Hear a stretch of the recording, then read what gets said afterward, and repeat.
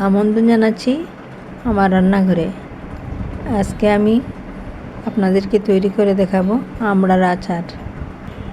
আমড়ার আচার তৈরি করার জন্য যে যে উপকরণ লাগবে, এখানে আমি আমড়া নিয়েছি 500 গ্রামের মতো, মরিচ গুঁড়া 2 টেবিল চামচ, হলুদ গুঁড়া 1 চা চামচ, ধনে গুঁড়া 1 টেবিল চামচ, ফোড়ন হিসাবে এখানে মেথি নিয়েছি আমি 1 চা চামচ পরিমাণ,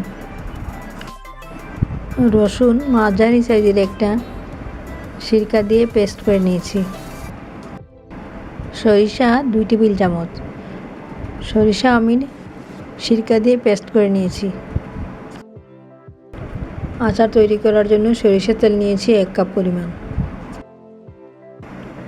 এবং সিরকা নিয়েছি আধা কাপ পরিমাণ, লবণ স্বাদ মতো।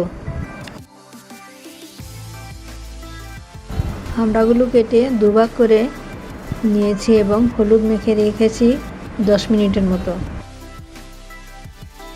কড়াইয়ের মধ্যে 1 কাপ পরিমাণ সরিষার তেল ঢেলে দিচ্ছি, ফোড়ন হিসেবে মেথি দিয়ে দিচ্ছি,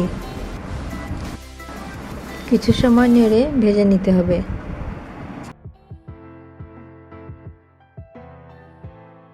এখন দিয়ে দিচ্ছি রসুন বাটা,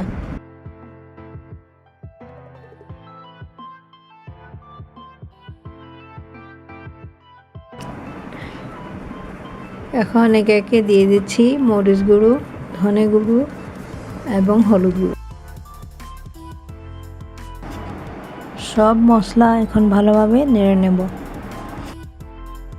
আমড়াগুলো ঢেলে দিচ্ছি,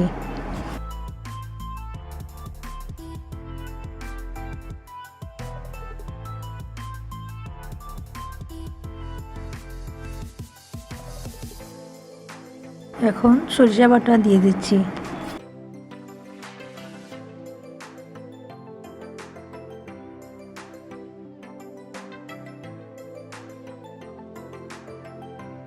তারপর দিয়ে দিচ্ছি স্বাদ মতো লবণ।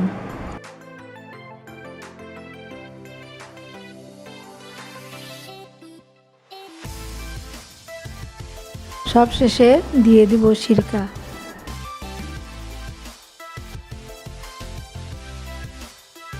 এখন ভালোভাবে নেড়ে নেব।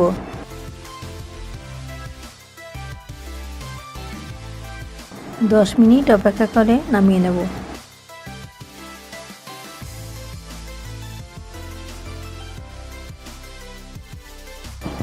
তৈরি হয়ে গেল টক আমড়ার আচার।